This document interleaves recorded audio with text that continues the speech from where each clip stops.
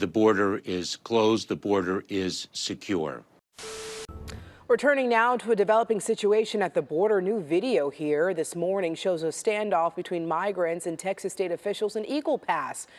Just 3 days ago, Texas authorities arrested migrants at Shelby Park and charged them with criminal trespassing, marking the first arrest of migrants since the state took control of that area last week. Texas is continuing its crackdown along the southern border, accusing the Biden administration of sitting on its hands in the face of a spiraling crisis. Today, Texas spent the day putting up more razor wire on top of shipping containers, a clear deterrent for migrants trying to cross the river into Shelby Park.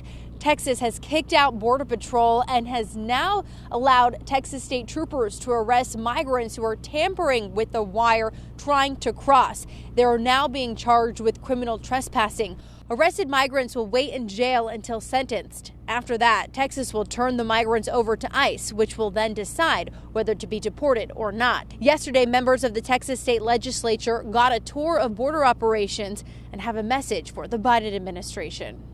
My personal message would be that your policy positions and your decisions matter.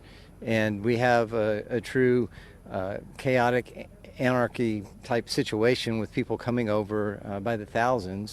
Although the number of migrants crossing daily here in Shelby Park are down, Texas DPS told me that other spots along the border are still attracting large groups. Earlier this morning, our cameras captured over 100 people walking just west of where we are now in Eagle Pass. The asylum seekers were put into a van and taken to a processing center by U.S. Border Patrol. Last night in McAllen, Texas, Customs and Border Protection showed us new tactics migrants are now using to climb over the 30-foot border wall that stretches across the area. That's the new style ladder they're coming with. It's like a rebar, thin rebar type, and that's what they're using now. I guess it's a little lighter than the wood ladders that they were using. Texas DPS told us that the Mexican state of Coahuila are cooperating with the U.S. Any migrants traveling in trains that are going to the United States will be picked up, bused further south into Mexico. 2 border congressmen from Texas are among 14 Democrats who supported a House resolution this week denouncing what they call President Biden's lax border security. U.S. Representatives Vicente Gonzalez of McAllen and Henry Cuellar of Laredo on Wednesday voted in favor of the resolution, which says there is a public safety crisis. It urges President Biden to end his administration's open borders policies. Governor Abbott's floating border barrier will remain in place in the Rio Grande. It's the latest court decision in the ongoing legal battle between Governor Abbott and the White House over border security. A majority of the 17 justices who make up the Fifth Circuit Court of Appeals have opted to hear the buoy barrier case. So that is why an earlier decision by a 3-member panel of the same court that called for the buoys to be removed has now been vacated. I talked to a constitutional law attorney about this somewhat unique circumstance. Will the floating barrier in the Rio Grande River stay or will it go? That is the question now before the entire Fifth Circuit Court of Appeals in New Orleans after a surprise move Wednesday. There's a lot of back and forth about this. Texas placed this set of buoys in the Rio Grande to deter people from crossing. David Cole is a constitutional law attorney who has been watching this case closely. In June of last year, the state of Texas spent $1 million to deploy a string of buoys in the Rio Grande to deter migrants from illegally crossing near Eagle Pass.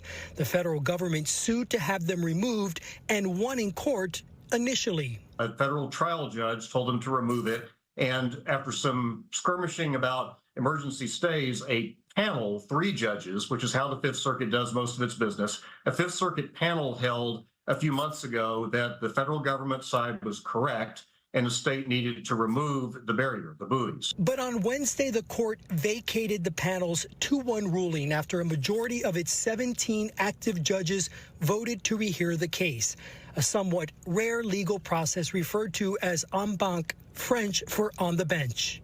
So it showed an interesting difference in opinion. The panel, by just luck of the draw, happened to have two judges appointed by Democratic presidents and another judge recently appointed by President Trump. On the Fifth Circuit, the makeup is considerably more conservative. Cole says it will take some time for all of the justices to coordinate their schedules. So for now, the series of linked concrete anchored buoys that stretch roughly the length of 3 soccer fields will remain in place. So they pick out a handful of cases every year for review by the full court, and this one made the cut. And Cole tells me he expects the Fifth Circuit to hear this case sometime in May. He also says he wouldn't be surprised based on the outcome if ultimately this case does end up before the U.S. Supreme Court. New video today shows Texas installing even more fencing and razor wire inside Shelby Park, defying the Biden administration's deadline to reopen the property to the feds. Fox cameras captured this moment when the Texas National Guard told migrants approaching the razor wire barricade to turn around to Mexico. No buses from the southern border expected to arrive here in Chicago today. Second day in a row without migrants arriving by bus, and it comes just days after Governor Pritzker reached out directly to Texas Governor Greg Abbott. In a letter, Pritzker urged Governor Abbott to pause drop-offs this past weekend due to the winter storm. Abbott replied that Texas will continue to send migrants until the president secures the border.